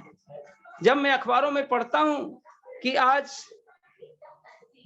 प्राण प्रतिष्ठा वैदिक रीति से की गई, मैं फौरन वहां पर पहुंचकर एक पंडित जी से पूछता हूं, जो मेरे परिचित में से निकल गए पौराणिकों में, तो मैंने कहा कि भक्त आप तो मूर्तियों में प्राण प्रतिष्ठा कर देते हो, तब तो आपको बहुत बड़ा वेतन मिलना चाहिए सरकार की ओर से, आप बहुत गुणी हो और श्मशान भूमि में रहना चाहिए आपको। वहां कितने लोग मर रहे हैं, उसमें एक को भी प्राण प्रतिष्ठा करके जिला दोगे तो तुम भगवान बन जाओगे, लेकिन तुम मिट्टी की मूर्तियों में, पत्थर की मूर्तियों में प्राण प्रतिष्ठा कर रहे हो। ये कहां तक का न्याय कर रहे हो? क्या तुम ईश्वर को ठग रहे हो? क्या अपने आप को ठग रहे हो? आज दोनों तरफ से लोग ठगा रहे हैं। ईश्वर के नाम पर जो नाना प्रकार की विडंबनाएं कर रहे हैं, और जो व्याख्यान हमारे माननीय मोक्षराज जी ने अपने अनुभव को साझा किया है और किस प्रकार से उन्होंने दिखला दिया है देश और विदेश की घटनाओं को लेकर, किस प्रकार ईसाई मिशनरी के लोग, नई पीढ़ी के लोग नास्तिक हो रहे हैं, इसका कितना सुंदर उन्होंने हमारे बीच प्रस्तुतिकरण किया है। और इसके साथ ही साथ बहुत ऐसे भारत के लोग जो अध्यात्म का गुरु जैसा मानने वाला देश, जो सारे संसार को अध्यात्म का पाठ पढ़ाने वाला देश, जहाँ एतद् देश प्रसूतस्य सकाशादग्र जन्मनः स्वयं स्वयं चरित्रम शिक्षेरण पृथिव्याम सर्व मानवाः, इस प्रकार की ख्याति प्राप्त देश आज न जाने किस भूल भुलैया में पड़ गया है। आइए हम वेदों को लौटते हैं और वेदों के मार्ग पर चलकर ही हम सही ईश्वर की साधना और आराधना कर सकते हैं। हम आर्य समाजी इधर उधर की बात न करते हुए, जो प्रातः और सायं जो हमारा नियत समय है, जो संधि वेला का समय है, सायं और प्रातः की संधि वेला है, यदि हम बैठ करके संध्या करते हैं, यदि हम पूर्वाभिमुख होकर संध्या करते हैं, सायंकाल पश्चिमाभिमुख होकर संध्या करते हैं, या जैसा कि अभी सुना कि यात्रा में है तो सामान की ओर ही संध्या करो, लेकिन करो। कई बार ऐसी घटना घटी है, गांधी मैदान पटना की बात मैं कर रहा हूँ, वहां पर एक हमारे वानप्रस्थी थे, वो पीछे में अपना कमंडलू और सामान रखे और पश्चिम की ओर ध्यान करने लगे, उचक्के आए और सामान लेके गायब हो गए। तो वो इधर उधर ढूंढ रहे हैं, हमने क्या हुआ? बोले कि क्या करें, मैं तो पश्चिम की ओर ध्यान कर रहा था, बगल में सामान था, मैं ध्यान मग्न हो गया, मेरे सामान गायब हो गए। चलिए हमने धन्यवाद। कहा ये बुद्धिपूर्वक काम करना चाहिए, जो आज मुखराज जी ने भी कहा है। हमने कहा गजब की बात आपको कही। तो उसकी ओर ध्यान करना चाहिए, आप उधर ही बैठ जाते तो शायद आपका माल नहीं इधर उधर होता। निसंदेह ये सद्बुद्धि की प्रार्थना की कामना करना है। ने एक नई दिशा बता दी आज, बहुत बहुत धन्यवाद। नई दिशा का खोज किया है आज मुक्षराज जी ने, वो दिशा भी सही है। चलिए, देवेंद्र सिंह आर्य जी हमारे बीच में जुड़े हैं पहली बार नोएडा से, और आप राकेश कुमार आर्य जी के बड़े भाई हैं, चेयरमैन उक्ता भारत के। आइए देवेंद्र सिंह, दो शब्द। देवेंद्र सिंह जी भाई साहब, वीडियो खोल लीजिए आप अपना।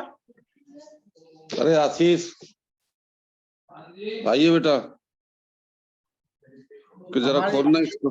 डॉक्टर राकेश कुमार आर्य जी के बड़े भाई हैं देवेंद्र सिंह जी, कल आप इनको सुनेंगे जी। अरे जरा खोलना इसको। धनीराम पटेल सिमरिया, आपका स्वागत है। धनीराम पटेल जी सिमरिया, दो शब्द आप भी कही, वीडियो अच्छा कर लीजिए धनीराम पटेल जी अपना। क्या कर दिया? हाँ खुल गया जी, खुल गया, खुल गया जी, खुल गया जी, खुल गया जी। आइए। आदरणीय भाई साहब लखनलाल जी, और बहुत ही तन्मयता के साथ सुन रहा था आचार्य मोक्षराज जी को। उनके पश्चात 5 मिनट का समय जिन विद्वान को दिया, उन्होंने भी बहुत अच्छी तरीके से अपना व्याख्यान प्रस्तुत किया। इससे पहले जो प्रार्थनाएं कर रही थी हमारी बहन और हमारी बेटी, उनको भी मैंने बहुत ही तन्मयता के साथ सुना है। सभी का बहुत अच्छा लगा है। कार्यक्रम आपका बहुत ही सुंदर चलता है। ये मुझे देख करके बहुत ही हार्दिक प्रसन्नता इसमें हो रही है। अति प्रसन्नता का विषय है। बहुत ही अच्छा कार्य आप राष्ट्र के प्रति और समाज के प्रति अपने उत्तरदायित्व को आप निर्वहन कर रहे हैं। इसके लिए आप धन्यवाद और साधुवाद के पात्र हैं। कल मेरा जो विषय होगा, जो मैंने अभी शायद आपको लिख करके भेजा होगा, उसमें हाँ आ गया जी, आ गया। क्या होता है स्थूल शरीर, क्या होता है सूक्ष्म शरीर, क्या होता है कारण शरीर, और सूक्ष्म शरीर भी कितने प्रकार का होता है, और सूक्ष्म शरीर की जो सांकल्पिक शक्तियां हैं, सामर्थ्य होती हैं उसके अंदर, वो कितने प्रकार की होती हैं। इस विषय में कल जो है मैं अपनी आप लोगों से चर्चा करूंगा, और मैं सभी से ये आशा भी करूंगा कि मुझे भी आप इसी तरीके से सुनने का अवसर जो है प्रदान करेंगे, जिससे कि मैं अपने आप को अनुग्रहित अनुभव करूंगा। बहुत बहुत आभार सम्मानित देवेंद्र आर जी। कल सब लोग आपको सुने। ईस आर जी पतंजलि प्रभारी है, हमारे हरियाणा के राज्य प्रभारी। ईस आर जी, ईस जी, ईस आर जी मेरी आवाज सुन पा रहे हैं? धनीराम पटेल सिमरिया, माइक खोल लीजिए अपना। धनीराम पटेल जी, धनीराम पटेल सिमरिया, बगीचा माइक खोलो अपना।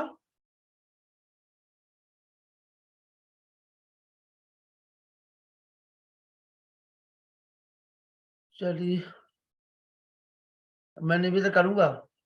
आइए अनुराग जी। आदरणीय डॉक्टर मोक्षराज जी, व्यासंदर शास्त्री जी, लखन जी, पुरुषोत्तम मुनि जी और सभी आर्यजनों को सादर प्रणाम। डॉक्टर मोक्षराज जी को सुनना हमेशा ही बड़ा एक सुखद अनुभव होता है। बहुत ही सुंदर व्याख्यान होता है। किसी भी विषय पर ये बोलते हैं तो वो इनकी बातें जो है मन में सीधा घर कर जाती हैं। इन्होंने जो आध्यात्मिकता और भौतिकता के बारे में और ईश्वर के और ईश्वर भक्ति से संबंधित ईश्वर वर्सेस भक्त के बारे में जो बातें बताई हैं वाकई बहुत महत्वपूर्ण है। इन्होंने इस बारे में जो बताया कि भौतिकता और आध्यात्मिकता में किस प्रकार से बैलेंस बनाना चाहिए, क्या संतुलन बना के रखना चाहिए, वो बहुत महत्वपूर्ण है। और इनके अनुभव सुन के बड़ा अच्छा लगा कि ये बता रहे हैं कि ईसाई लोग जो है बड़े नास्तिक बनते जा रहे हैं, उनको ईश्वर में विश्वास नहीं रहा। तो हमें इन सबसे प्रेरणा लेनी चाहिए कि हमारा वैदिक धर्म तो इतना महान, इतना विशाल है कि इस बारे में कभी सोच भी नहीं सकते हम वैदिक लोग कि ईश्वर के प्रति कोई एक जरा सा भी संदेह हो।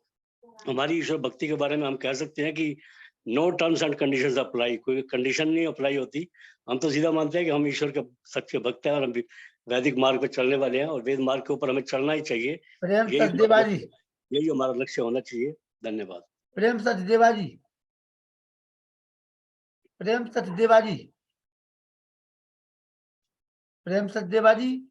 चलिए युद्धवीर जी आप आ जाइए। सभी को नमस्ते जी। नमस्ते जी। आज जो डॉक्टर मोक्षराज जी का जो प्रवचन और जो आध्यात्मिक जो उनका जो ज्ञान उन्होंने हमारे लिए जो विस्तृत किया है, हम उनका बहुत ही हृदय से आभारी हैं। उन्होंने बताया एक तो धर्म का धंधा और जो आयु, यश और बल को बढ़ाने के लिए जो हमारे जो ऋषि हैं, जैसे भीष्म जी के बारे में बताया, और जो अन्य जो ऋषि रहे हैं, जो महापुरुष रहे, उन्होंने जो अपनी आयु को किस तरह से हम बढ़ा सकते हैं, खान पान से, रहन सहन से, अपने संयम से, जैसे बताया ओपारे च गिरिनाम संगमे च नदी नाम धिया विप्रो अजायत है। तो इसके लिए हम आपको भी विशेष धन्यवाद का पात्र मानते हैं।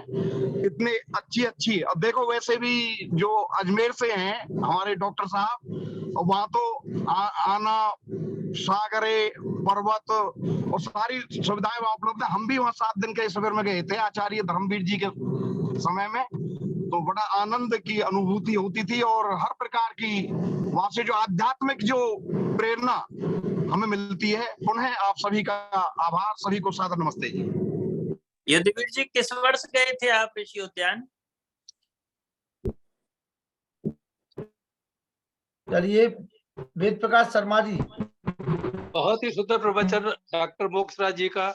उनका तो प्रवचन हमेशा ही बहुत अच्छा रहता है, उसके लिए साधुवाद, कोट सा प्रणाम। मुनि जी, आज आपने अपना मोबाइल का नाम बदल दिया। वो रियाज की दादी थी जिसने भजन गाया था, जी जी है जी? हाँ, दादी थी, रियाज की दादी थी। हाँ बिल्कुल, हमने रियाज देखा। की दादी। अच्छा जी, अच्छा जी, चलिए अच्छी बात है। जी जी आ रहे हैं, परसों मिलते हैं, मुलाकात करते अपने हैं। का बिल्कुल बिल्कुल, अपने का दादी को ट्रेन करें। नहीं ठीक किया आपने, अच्छा किया, आज बढ़िया किया। आइए मुनि जी। ओम ओम मुनि जी, ओम। ओम वेदाहमेतं पुरुषं महान्तं आदित्यवर्णं तं सा परस्तात् तमेव विदित्वाति मृत्युमेति नान्या पंथा विद्यते अयनाय, नान्या पंथा विद्यते अयनाय। हम अभी सम्माननीय डॉक्टर मोक्षराज आचार्य जी को सुन रहे थे। प्रथम दिनों में भी हम कई बार आपको सुन चुके हैं। वास्तव में आप प्रशंसनीय विषय को भी लेकर के आते हैं और हमें उन ऐसे पहलुओं से जोड़ देते हैं जो हमारे जीवन में सार्थकता देने वाले। अभी हमने सम्माननीय व्यासनंदन शास्त्री जी को और हमारे डॉक्टर देवेंद्र सिंह जी, डॉक्टर साहब के बड़े भाई बता रहे हैं, हमारे लखनलाल जी, उनको, नरूला जी को, वेद प्रकाश शर्मा जी को, और अभी अभी युद्धवीर जी, सभी ने आपकी प्रशंसा की हुई है और वास्तव में आपका प्रशंसनीय वक्तव्य भी रहता है। वो आपको हृदय से आभार व्यक्त करते हुए सभी के लिए सादर नमस्ते करते हैं। और इन ईश्वर के संबंध में और भक्तों के संबंध में जो मोक्षराज जी ने बताया है, वास्तव में आज वही लीला हमारी तमाम जगह, हमारे आसपास के क्षेत्र में पूरी जगह केवल उस ईश्वर के भक्तों की लीला ही दिखाई दे रही है। उस लीला को सभी देख रहे हैं, इसके बाद भी और क्या उनका काम और गति हो रही है, इसके बाद भी वो उनकी समझ में नहीं आ पा रही। तो जैसा कहा गया व्यासनंदन जी ने कि वेदों की तरफ लौट करके उनका जीवन सार्थक होगा, और हम लोगों का सबका जीवन तो सार्थक है। मैं आज के इस विषय के बारे जी, में, राज्य प्रभारी भारत स्वाभिमान, ईसार जी। ओम जी। ओम।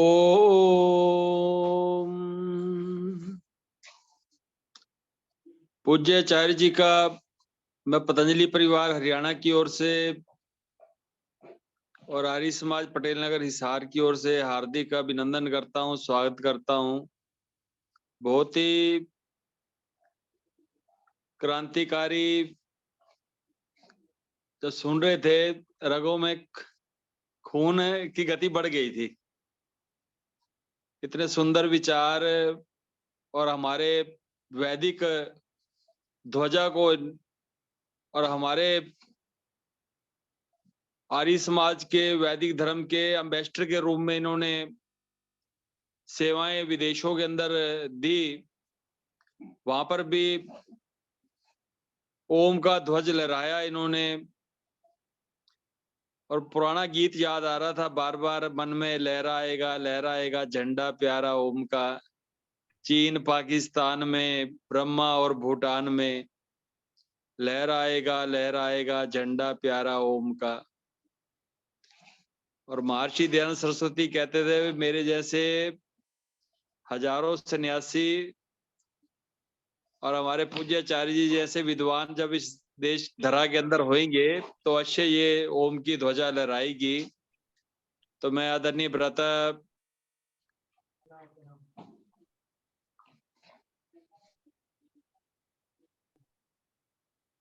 आइए माता चंद्रकांता जी। रतन लाल जी का भी बहुत बहुत आभार व्यक्त करता हूं कि जो कि हमको इस कड़ी के अंदर जोड़ते हैं, और इनकी ड्यूटी अब खत्म हो जाती है, उसके बाद ड्यूटी हमारी शुरू होती है सबकी। तो ये कार्यक्रम फेसबुक के ऊपर भी आ रहा है, यूट्यूब के ऊपर भी है, तो अब हमारा भी एक नैतिक ड्यूटी है कि हम उस कार्यक्रम को शेयर करें, लाइक करें और कमेंट्स करें। और मैं देखता हूं कि आप सभी के सभी, कोई भी लाइक नहीं करता, कोई कमेंट नहीं करता। अधिकतर आपसे मेरा पुनः निवेदन है कोई बात कि नहीं। आप फेसबुक डॉक्टर पे राकेश कुमार आर जी आ चुके हैं, उनका स्वागत है। Doctor Rakesh Kumar R G Facebook के ऊपर जाकर उनके इस प्रयास को अधिक से अधिक साथियों को अपने तक कर लो। मुट्ठी हाथ में है ना, अपना दुनिया हाथ में। तो ये तो मोबाइल के माध्यम से इस विचार को आप पूरे विश्व के अंदर फैला सकते हो। डॉक्टर तो छोटे राकेश से कुमार प्रयास आर में जी। भाई ललित जी का आप साथ दें। मैं पुनः आप सबका आभार व्यक्त करता हूँ। धन्यवाद। ओम शांति शांति शांति। बहुत बहुत आभार। Doctor Rakesh Kumar R G अभी अभी जुड़े थे और संभवतः फिर से जुड़ेंगे, वो डिस्कनेक्ट हो गए हैं। चलिए माता चंद्रकांता जी आइए। प्रिय वीर लखनलाल जी, नमस्ते जी। नमस्ते जी। जी आज के मुख्य वक्ता डॉक्टर मोक्षराज जी, आदरणीय सम्मानीय मोक्षराज जी तथा आदरणीय व्यासनंदन शास्त्री जी, श्रद्धेय मुनि जी, मेरे भ्राता अनिल जी, युद्धवीर सिंह तथा अन्य मेरी प्यारी बहनों तथा अन्य श्रोतागण, आज का विषय विलक्षण और अद्वितीय रहा। ईश्वर भक्ति में उलझकर उलट पुलट सिद्धांतों में हम लोग विचलित होते चले जा रहे हैं। बहुत से लोग विचलित हो रहे हैं और नास्तिक बनकर ठगे से जा रहे हैं। ईश्वर के नाम पर वेद के अनुगामी ना होकर अपने आप को गुरुडम प्रणाली को आगे बढ़ा रहे हैं, और गुरु भी ऐसे कि अपने आप को ईश्वर माने बैठे हैं और अपनी पूजा करवा रहे हैं। तो ऐसे में हमारे आर्यों का जो आत्म मंथन बहुत उच्च होना चाहिए और क्रियात्मक रूप में होना चाहिए। जैसे डॉक्टर मोक्षराज जी कहते हैं कि हर क्षेत्र में आपके बंदे होने चाहिए आर्य समाजी, पत्रकारिता में भी, वकालत में भी, डॉक्टरों में भी, इंजीनियर में भी, प्रशासनिक कार्यों में भी। बहुत उत्तम लगा मुझे उनका ये विचार। प्रेम सचदेवा जी। उसके पश्चात हमारे व्यासनंदन शास्त्री जी ने भी इस कड़ी को और आगे बढ़ाया। प्रेम सचदेवा जी, आपका अति अति आभार व धन्यवाद। प्रेम सचदेवा जी। जी ने भी बहुत हृदय स्पर्शी प्रवचन दिया। धन्यवाद। प्रेम सचदेवा जी, मेरी आवाज सुन पा रहे हैं? धनीराम पटेल जी माइक खोल लीजिए अपना। धनीराम पटेल जी, धनीराम पटेल सिमरिया आइए। चंद्रशेखर शर्मा जी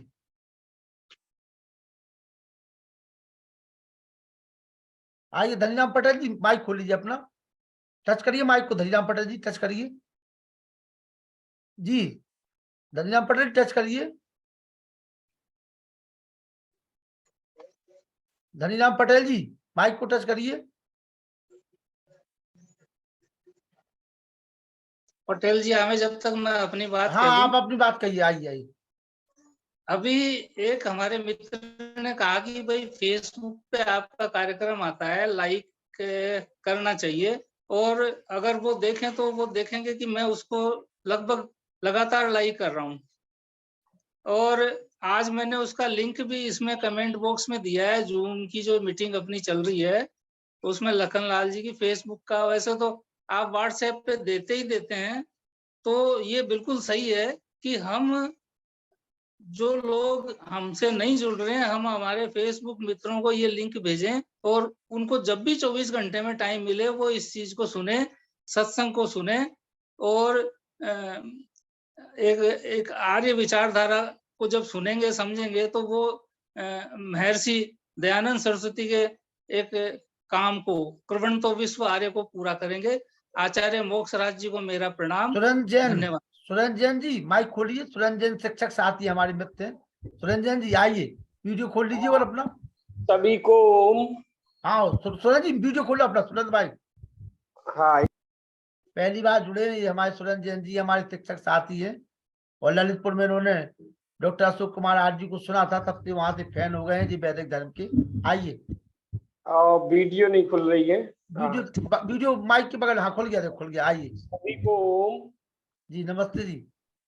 सभी को ओम। और मैं अध्यापक के रूप में यहाँ पर एक अपनी आजीविका और बच्चों को मार्गदर्शन दे रहा हूँ, और आप यहाँ उपस्थित सभी विद्युत जनों को मेरा प्रणाम।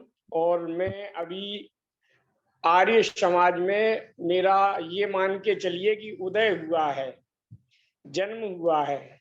वाह। और अब मैं धीरे धीरे आर्य समाज के जो गुण हैं उनको ग्रहण करूंगा।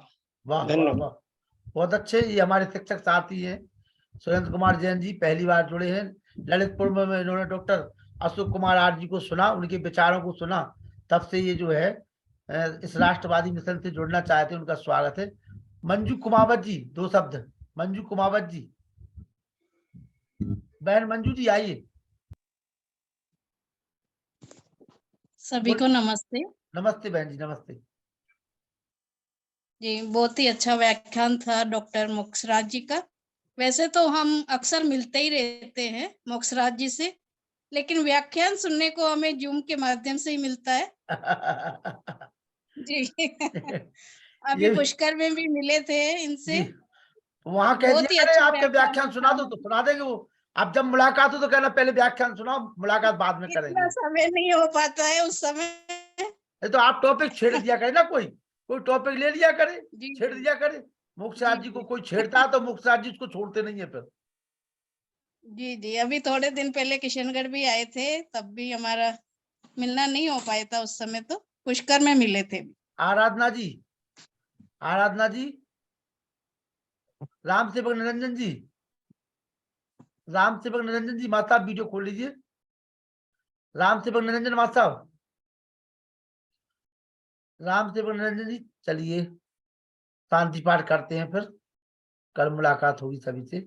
आइए हमारे नाती पोते आ जाए। वेद प्रकाश शर्मा जी, आज तो वो दादी को भी ले आए थे, आज तो वो दादी को भी ले आए थे जी। हाँ ले आओ, दादी को ले आओ, शांति पाठ के ले आओ। पूरा परिवार रहे, तीनों पीढ़ी एक साथ रहे, तब आनंद आएगा। वैसे धर्म की जय।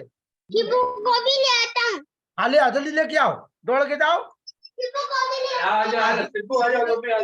जितने लोग हो सबको लाओ। ये आर्यों का महाकुंभ है, इसमें तो सब लोग मिल जाते हैं, भूले बिछड़े। आइए राम सेवक माता साहब जी, आप भी मिल जाइए, खोल लीजिए माइक।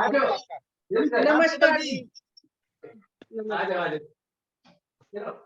आइए आइए दादी जी आइए।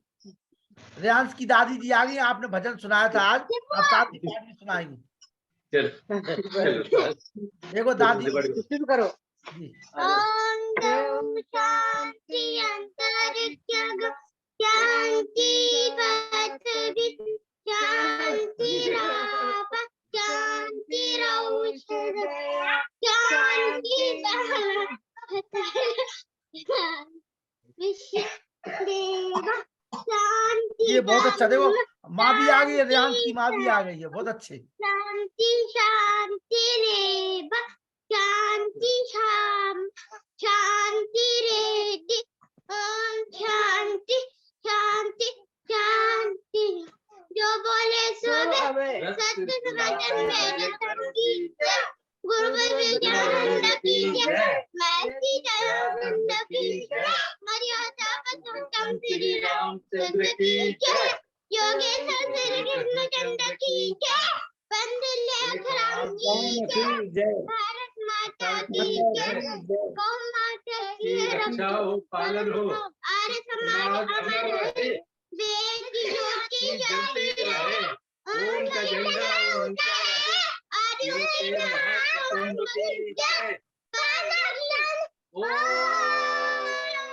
शर्मा जी आप, शर्मा जी आप 5 लोग ऐसे, शर्मा जी शर्मा जी शर्मा जी शर्मा जी शर्मा जी शर्मा जी शर्मा जी 5 लोग, शर्मा जी 5 लोग ऐसे बैठो, हम एक फोटो ले ले।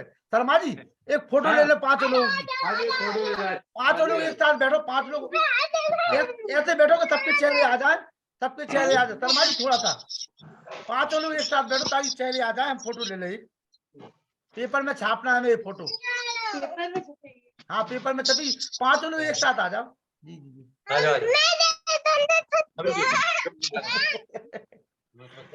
ऐसे आओ बेटा कि एक साथ सबका आ जाए फोटो। बस बस आ गया बस आ गया हिलो नहीं, रियाज हिलो नहीं, रियाज हिलो नहीं, बस बस रियाज हिलो नहीं, रियाज हिलो नहीं, हिलो नहीं रियाज बेटा, मोबाइल मत हिलाओ बेटा, बेटा मोबाइल मत हिलाओ प्लीज मोबाइल, रियाज मोबाइल मत हिलाओ बेटा, एक मिनट। हाँ बस इसी मुद्रा में, एक सेकंड। ये देखिए संयुक्त परिवार, तीनों पीढ़ी एक साथ, तीनों पीढ़ी एक साथ। धन्यवाद, आ गया बहुत बहुत आभार रेयांश की दादी जी का, रेयांश की माता जी का।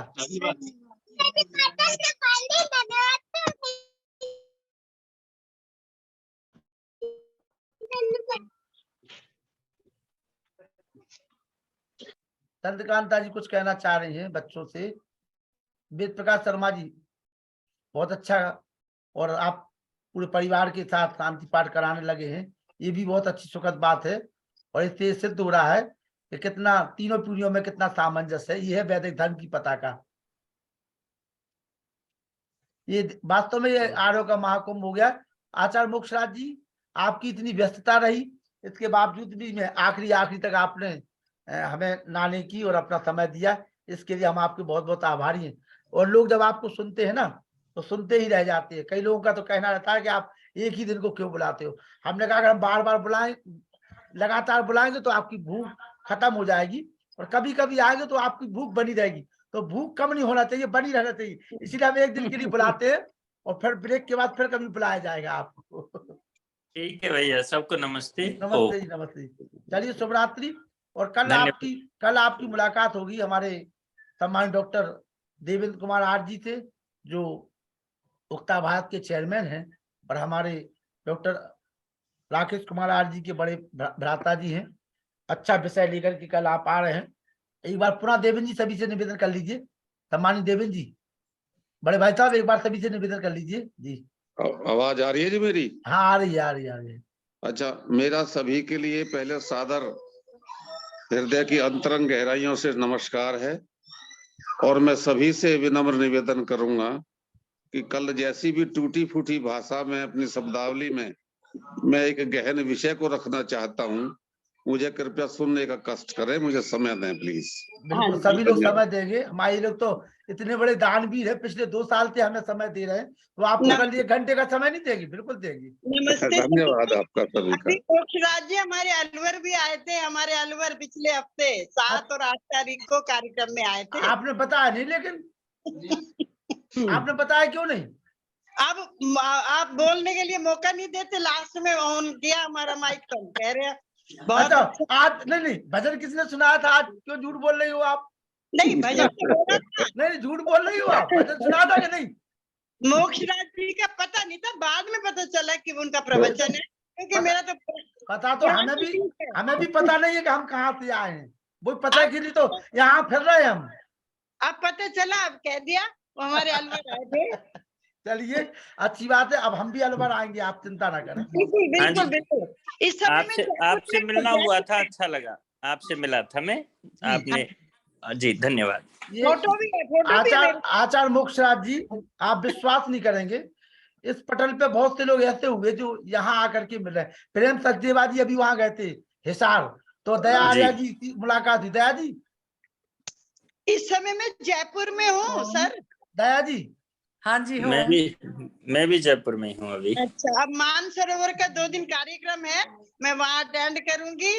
2 दिन मालवीय नगर का, 3 दिन किया। वो अरुण देव जी आए थे ना बम्बई से। और प्रयास करें, आचार्य मोक्षराज जी प्रयास करें कि एक भजन इनका करवा दें आप वहाँ पे, तो हमें बड़ा अच्छा लगेगा जी।